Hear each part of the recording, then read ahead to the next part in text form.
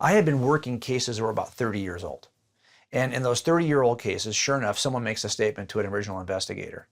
And then 30 years go by, and guess what? That original investigator has now passed away. I have just simply a witness account. Sometimes the witness has passed away.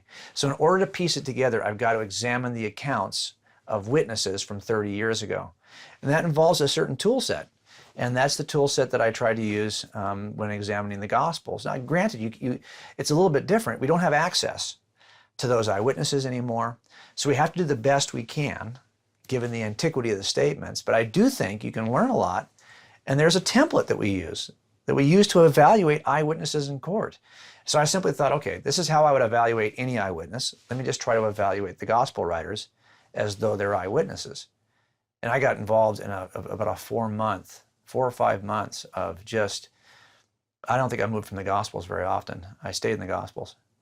And the only time I would ever move from the Gospels would be if I thought there was something in a letter that might also describe, so when you've got Paul in 1 Corinthians 15, he's talking about the resurrection, there were some aspects in the letter that might help me understand what is being told in the first century about that event. So I stayed, though, for the most part, in the Gospels.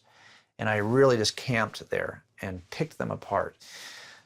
Well, I mean, there's lots of little things that I wanted to test, and I was looking for a way to test them. I was looking for a way to use a more forensic approach. And one of the things that I have been involved in homicide investigations was something called forensic statement analysis. And that's where we have a guy who will commit a crime, and the next day you'll get him in custody, and you'll say, okay, I want you to take this piece of paper, just use one side, 24 lines, this ink pen. I want you to write everything you did yesterday from the time you got up in the morning to the time you went to bed.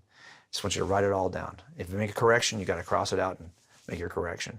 Then I examine that account, and I'm looking for his use of pronouns, his use of verb tense. I'm looking for his contraction of time, or his expansion of time. I'm looking for indicators that were deceptive language. I'm looking for anything in that statement that'll tell me whether he's involved, whether he's telling me the truth, and maybe what time of day he's trying to cover something or hide something from me.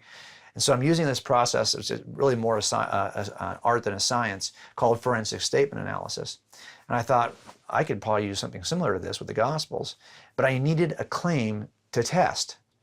And about 2 or 3 months in, I was reading history on the Gospels, and I saw that Papias in the first century claimed that Mark's account was really from Peter, that Peter was sitting underneath Jesus, and everything that he learned in this time with Jesus, he then preached, and Mark faithfully recorded it, if not so much in terms of its order, he was careful about its accuracy. So I thought, well, I can test that with forensic statement analysis. Are the fingerprints of Peter in Mark's gospel? Are they in Mark's gospel in a way that they seem to be missing in the other gospels? So I spent several weeks just analyzing the Gospel of Mark, looking for the fingerprints of Peter to see if they were really there. And as I got done with that, I was really, I was pretty convinced that Peter was the source for Mark's information. It was just one more step in verifying these eyewitness accounts as just that, eyewitness accounts. So I think as I went through that process of digging, looking at language, looking at the template that I used to evaluate eyewitnesses, I became more comfortable and more confident that those were accurate, reliable eyewitness accounts. If you look at Mark's account, you'll see that there are places in Mark's account where Peter makes a lot of silly statements in the Gospels. We see him make silly statements all over the place. But when you look at Mark's version of those accounts, those are usually the least silly versions of Peter's statements. And you'll see Mark say things like, Peter said this silly thing, and all the other disciples agreed. So Mark is quick to kind of lump in the other disciples with Peter, always paying deference to Peter in a way that the other gospel writers just don't. And there's just so many small things like that that pop out, details that only Peter would know about his hometown and his mother's residence in his hometown that really only appear in Mark, don't appear anywhere else. So there's a sense that there are important omissions which can be attributed to Peter. There are important inclusions that can be attributed to Peter. In the end, I was pretty convinced that Peter was the source for Mark. Look, when we're trying to verify an eyewitness account, we use what's called corroborative evidence. But corroborative evidence won't tell you the whole story. It'll just tell you a piece of the story. And from that, you infer the rest of the story. So for example, let's say I had a witness who said, I saw the robber come in, and he put his hand on the counter, and he pulled a gun out, and he told her to give me all your money. Now, if I'm looking to corroborate that eyewitness statement, how would I do it?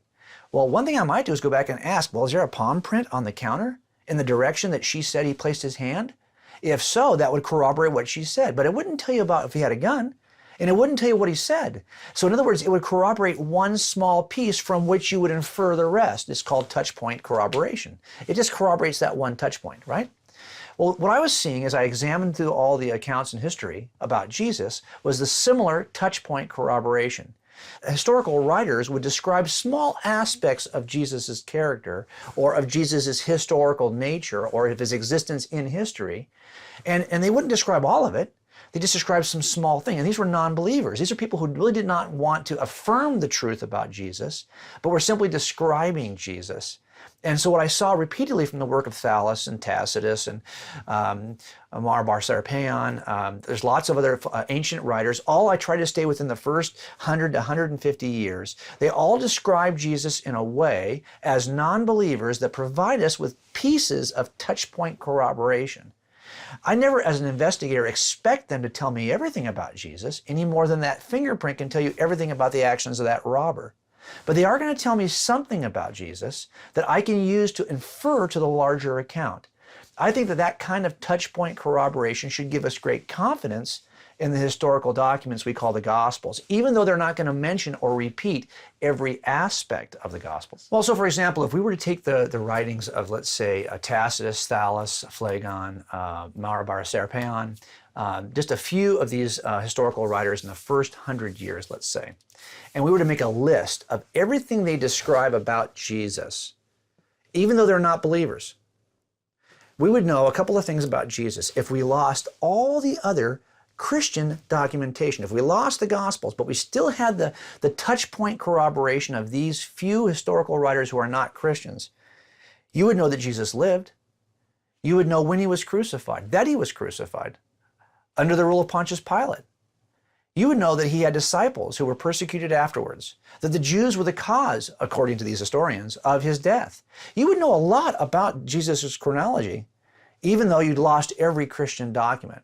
So you'd know this man lived, who apparently was crucified under Pontius Pilate, in a certain region, caused by a certain group, Jewish group, that he was somebody who predicted things that actually came true, that someone who presented himself after his death alive to his disciples who claimed that they saw him.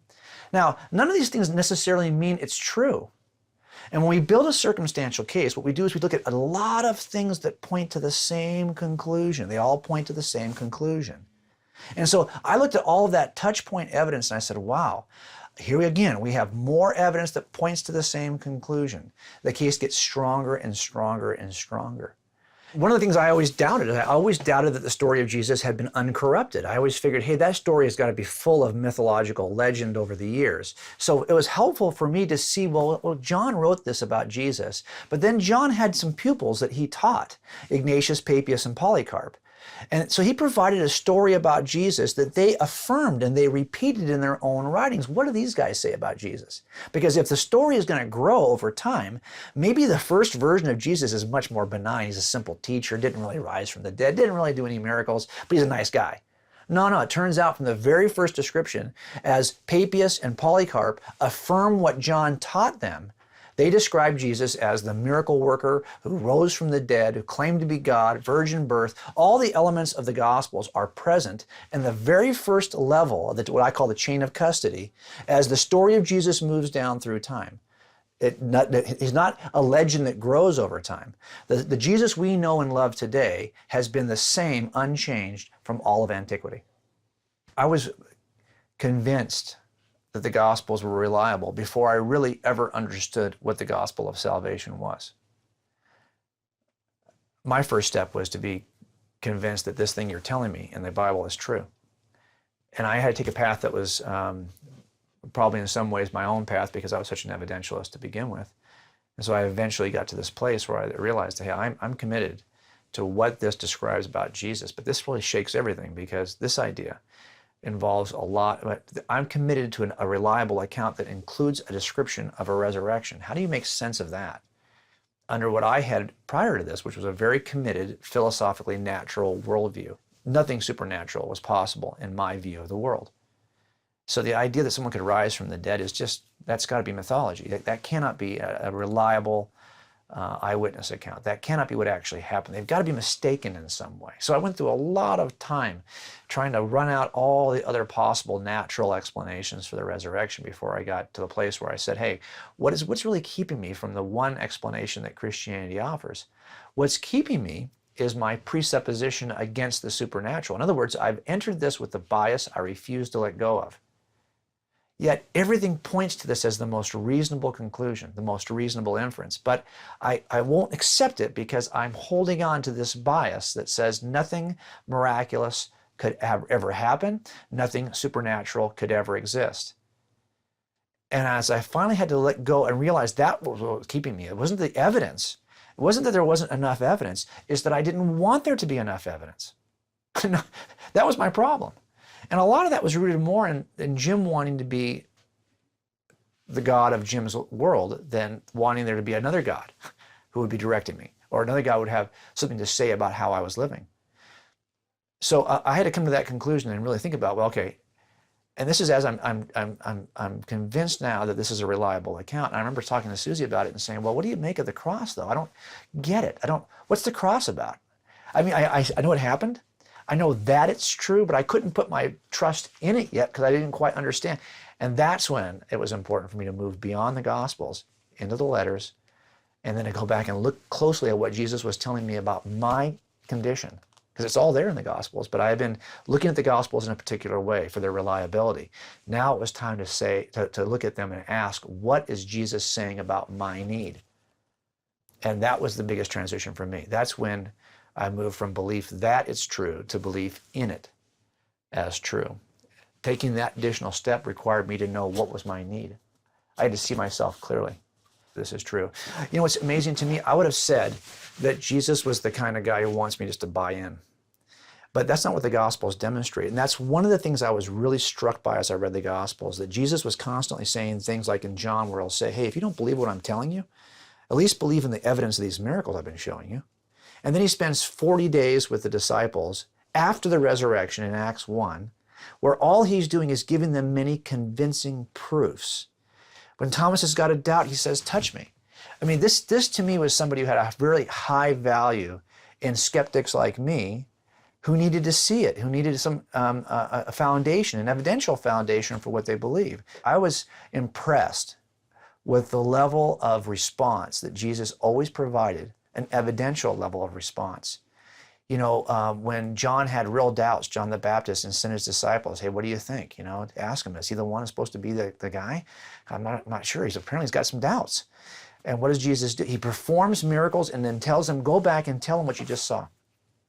So he's always responding by saying, let me show you. And that's what I needed. I needed to see it. If nothing else, to see it on the pages of the testimony. What I love about Christianity is that it's falsifiable. What I mean is, it could be falsifiable. It's not false, but the fact that it's an event that occurred in history that we can examine, an event that took place in the past, that means I can falsify it or verify it. If it's just a set of proverbial statements from a wise sage, how could I ever falsify or verify that? But this is more than that. Yeah, he said a lot of wise things, but he did things in the past that if they didn't happen, as Paul says in 1 Corinthians, we're to be pitied. If the resurrection didn't really occur, we've been lying to you. That's what Paul says. And so this was intriguing to me because it was a claim not just about some wisdom from the ancient past, but a claim about an event that either occurred or didn't occur in the ancient past. And that was something I could test. And that was something that Jesus constantly said, test it. If you don't believe what I'm telling you, look what I just did. And that to me was a very powerful part of Christianity that I really just didn't realize existed until I read the Gospels. That came to life for me. And so like C.S. Lewis said, this is true. This is the most important truth you'll ever know. It's not just moderately true. This is the kind of truth claim that's either false, get away from it, or if it's true, you got to submit everything to this. So my sense of it was that if this was true, this was about to change everything. And it was going to mean a complete repurposing. Yeah, I think one of the most powerful things about submitting is I'm not submitting to the facts of Jesus' life. I'm really submitting to what I now understand about my own need. That's where, to me, where the submission begins. It's not that, okay, I got these facts down and I now believe these facts. I mean, that was important, a step in this process. But submission for me was all about realizing I'm not God, and realizing that, man, I'm a mess. And there's a lot about my life that I would like to change, a lot that I'm not proud of, a lot that I need forgiveness for. And I think what happens is you might read through the Gospels the first time and come to a factual conclusion about what the Gospels say about Jesus. But as you read through the second time, you start to see yourself in there. And you start to hear Jesus' words are really directed at me. And when that happens, now it's humbling. It's very humbling to see that, okay, I believe Jesus is the guy. I believe Jesus really lived. And I believe he is who he said he was. Well, now what does he say about me? What does he say about all of us? What does he say about our need? And I was much like those religious folks who came up to Jesus who thought they were all tidy on the outside, who were really not that tidy on the inside. But they had kind of held their world together and had behaved a certain way, as if they were in control of their eternal destiny, as if they were God. And that was me. When inside there was a lot of stuff that, if I was really honest with myself, was not pretty.